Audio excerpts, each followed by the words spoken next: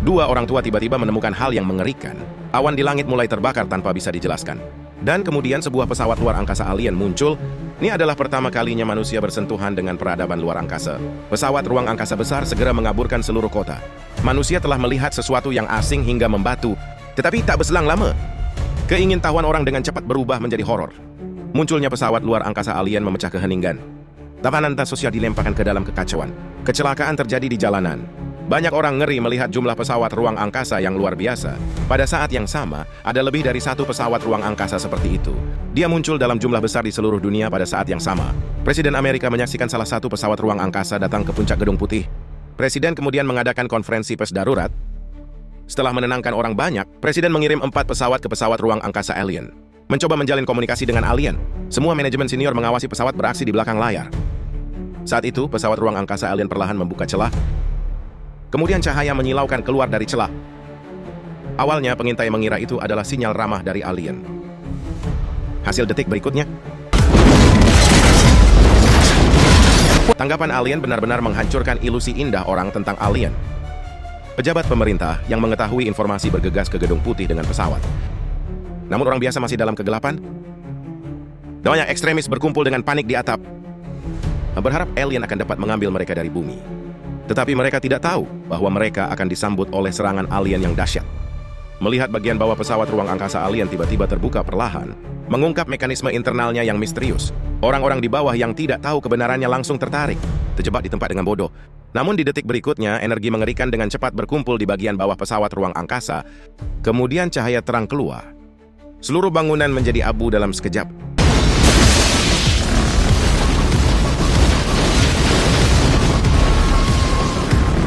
Ledakan besar menjungkir balikkan semua kendaraan. Bangunan porak-poranda. Orang-orang mulai melarikan diri seperti orang gila, tapi sudah terlambat. Seluruh kota telah berubah menjadi lautan api saat ini. Ratusan mil di sekitarnya, hampir tidak ada yang selamat. Pada saat yang sama, pesawat ruang angkasa alien di atas kota-kota besar juga meluncurkan serangan. Bahkan Gedung Putih diserang, beruntung presiden dan pejabat pemerintah lainnya telah lama pergi. Keesokan harinya, presiden yang marah segera memerintahkan tentara untuk melawan.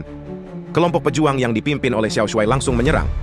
Setelah mendekati pesawat ruang angkasa alien, jet tempur menembakkan rentetan rudal ke pesawat ruang angkasa alien, tapi hasil akhirnya mengecewakan. Serangan mereka dengan mudah digagalkan oleh perisai pesawat ruang angkasa alien. Melihat bahwa itu akan menabrak perisai, Xiao Shuai dengan cepat memimpin mengubah arah. Akibatnya, sebuah jet tempur tidak punya waktu untuk mengontrol dan menabrak perisai pelindung.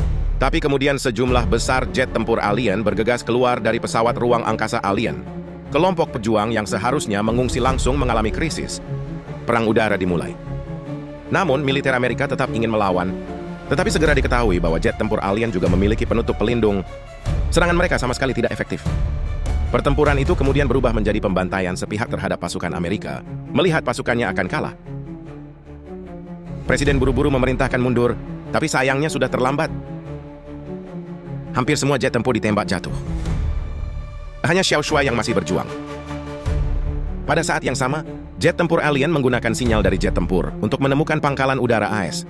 Menghadapi serangan oleh pesawat tempur alien, pangkalan udara segera jatuh dan hancur.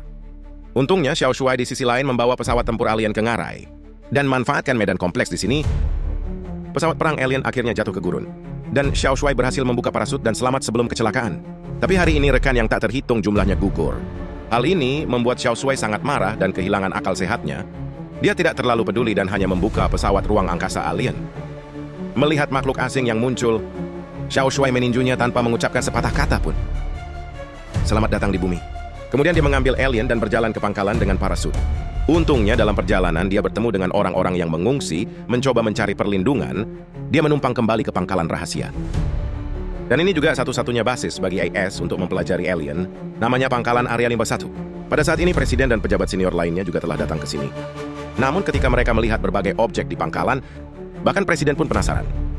Ternyata 40 tahun yang lalu mereka telah menangkap pesawat ruang angkasa alien, tapi meskipun 40 tahun penelitian, dokter masih tidak tahu bagaimana cara kerja pesawat ruang angkasa alien. Namun ketika semua orang tidak berdaya, Shuai kecil kembali dengan mayat alien yang sangat segar. Dokter yang bersemangat segera memulai pekerjaan, berharap untuk mengungkap lebih banyak rahasia alien. Namun detik berikutnya, Untungnya, itu hanya alarm palsu. Saat dokter terus membedah, semua orang akhirnya melihat wajah alien yang sebenarnya. Tetapi pada saat ini, tangan alien perlahan bergerak. Namun, para ilmuwan sama sekali tidak menyadari bahaya yang telah datang. Kemudian alien itu tiba-tiba membuka matanya dan menatap dokter itu. Dokter itu berbalik dan melihat. Detik berikutnya, dia merasakan energi tak terlihat merangsang kepalanya. Kemudian alien itu perlahan berdiri dan segera melancarkan serangan pada orang-orang di lab. Ketika petinggi militer tiba, ditemukan bahwa seluruh laboratorium diselimuti asap tebal. Presiden melangkah maju dengan hati-hati untuk memeriksa.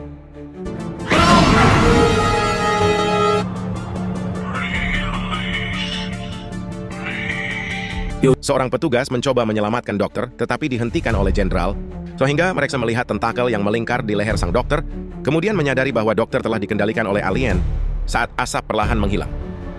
Pada saat ini, alien akhirnya mengungkapkan sosoknya. Presiden melihat ini dan mengambil kesempatan untuk berkomunikasi. Can there be a peace between us?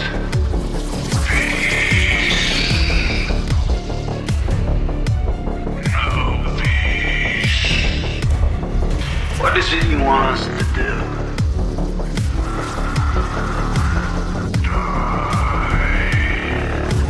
Baru saja selesai berbicara, tanpa diduga alien melancarkan serangan mental terhadap presiden dan merasakan kepalanya kesakitan.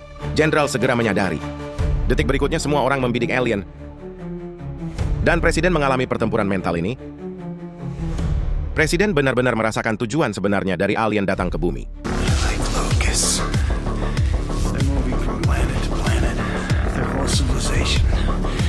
After they've consumed every natural resource, they move on. And we're next. Petugas itu menarik pistolnya dan melepaskan beberapa tembakan ke alien itu. Sampai alien benar-benar mati. Presiden akhirnya memutuskan untuk menggunakan senjata nuklir untuk melawan mereka. Kemudian seorang pembom 22 dengan senjata nuklir berangkat ke pesawat ruang angkasa alien. Dengan perintah, sebuah bom nuklir ditembakkan ke pesawat ruang angkasa alien. Saat hitungan mundur berakhir, bom itu mengenai sasarannya dengan akurat, sementara semua orang bersorak untuk itu. Tapi mereka menerima pesan yang membuat mereka putus asa. Pesawat ruang angkasa alien itu tetap utuh, menghadapi invasi alien yang mengancam seluruh umat manusia. Apakah umat manusia ditakdirkan untuk punah kali ini? Pada saat ini, semua orang jatuh ke dalam keputusasaan. Ilmuwan David juga mabuk karena ini. Dia marah pada ketidakberdayaannya. Namun kata-kata menghibur ayahnya tiba-tiba menyadarkannya. I want you to catch cold. David segera memikirkan cara untuk menggunakan virus terhadap pesawat luar angkasa alien. Jadi dia buru-buru membangunkan ilmuwan yang sedang tidur dan memanggil semua orang. Setelah menempatkan sekalengkok di pesawat ruang angkasa, dia menyuruh seorang petugas menembaknya. Pada percobaan pertama, peluru memantul dari perisai. Tapi membuat semua orang takut. Tapi kemudian David menyuntikkan virus ke kapal. Biarkan petugas menembakkan tembakan kedua. Alhasil peluru berhasil mengenai kok restoran kali ini. Perisai kapal alien telah menghilang. Saya tidak berharap David berhasil. Sekarang David telah menemukan cara untuk mengalahkan alien. Dia akan menggunakan virus ini untuk mengirim sinyal ke kapal induk alien, sehingga menghancurkan perisai pesawat ruang angkasa alien yang sekarang tersebar di seluruh dunia. Hanya dengan begitu manusia dapat meluncurkan serangan balik. Tapi kapal induk alien ada di luar angkasa. Menderita Harold memilih 2 tentara untuk terbang di kapal alien ini. Kemudian mereka harus pergi ke luar angkasa, menyusup ke kapal induk untuk mengirim virus langsung. Tetapi jika mereka berhasil, mereka mungkin hanya menonaktifkan perisai sementara. Tapi itu juga satu-satunya kesempatan umat manusia untuk melawan.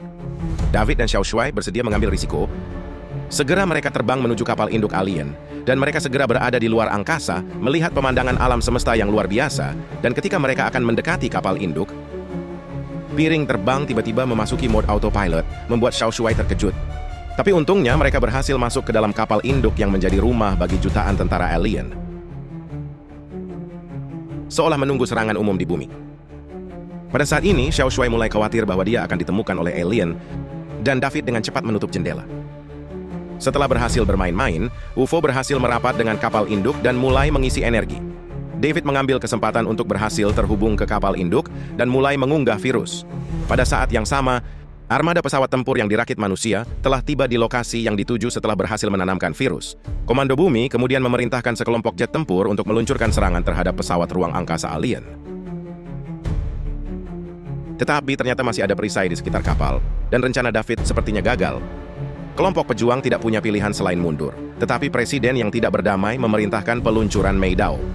Tanpa diduga, rudal ini berhasil mengenai pesawat ruang angkasa alien. Orang-orang di ruang komando bersorak dan bersorak. Formasi petarung manusia berkumpul lagi. Mulailah serangan skala penuh pada pesawat ruang angkasa alien. Pada saat ini, piring terbang alien yang tak terhitung jumlahnya melonjak keluar. Kedua belah pihak sekali lagi terlibat dalam pertempuran sengit di udara, tapi kali ini, tanpa perisai, manusia dan alien sama-sama kuat. Namun pada saat yang sama, pesawat ruang angkasa alien bergerak di atas markas dan mengaktifkan senjata pamungkas. Pilot meluncurkan rudal untuk berhenti, dan itu tidak berhasil. Melihat meriam laser akan menembak, dan ternyata semua orang sudah kehabisan amunisi dan tidak bisa menghentikannya. Ini veteran. Dalam krisis, veteran itu melepas masker oksigennya. Pilot pesawat tempur sendirian menuju pelabuhan energi.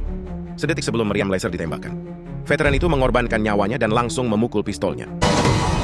Oh, boys! I'm back!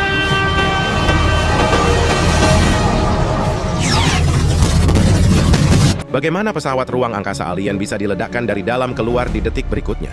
Ternyata inti senjata dari pesawat ruang angkasa adalah kelemahannya yang sebenarnya. Kemudian komando dengan cepat menyampaikan berita itu kepada sekutu berbagai negara, dan segala dunia mengikutinya. Berhasil menghancurkan pesawat ruang angkasa alien. Di sisi lain, Xiao Shuai dan David menyelesaikan tugas dan hanya ingin pergi, tetapi menemukan bahwa piring terbang sudah diperbaiki dan tidak dapat dimulai. Alien di sisi yang berlawanan juga melihat anomali, kontrol transfer ke kapal induk, dan secara manual membuka jendela UFO. Ini membuat keduanya merasa putus asa. Karena kamu sudah mati, keduanya memutuskan untuk mengucapkan selamat tinggal kepada alien di modul perintah di seberang. Kemudian mereka berdua langsung meluncurkan bom nuklir dari piring terbang, rencanakan untuk binasa bersama. Namun, kecelakaan terjadi. Pusat kendali dihancurkan. Kontrol piring terbang diangkat. Kita punya waktu 30 detik sampai bomnya meledak. Xiao Shuai mengendarai piring terbang dan dengan cepat memilih untuk melarikan diri. Tapi hanya 3 piring terbang alien yang mengikuti di belakang. Xiao Shuai menggunakan keterampilan terbangnya yang luar biasa untuk menghindari serangan demi serangan. Akhirnya berhasil lolos sebelum palka tertutup. Alien hanya bisa tanpa daya menyaksikan hitungan mundur menuju akhir bom nuklir. Dengan ledakan yang amat dahsyat, kapal induk hancur berkeping-keping yang tak terhitung jumlahnya. Manusia akhirnya menang. David dan Xiao Shuai tidak hanya kembali dengan penuh kemenangan sebagai pahlawan yang menyelamatkan planet ini dan menjalani kehidupan tak tahu malu bersama istri mereka. Akhir dari cerita, mereka melihat asap dari ledakan pesawat ruang angkasa alien dan bintang jatuh dari puing-puing kapal induk alien di atmosfer. Mereka seperti kembang api merayakan hari kemerdekaan bumi.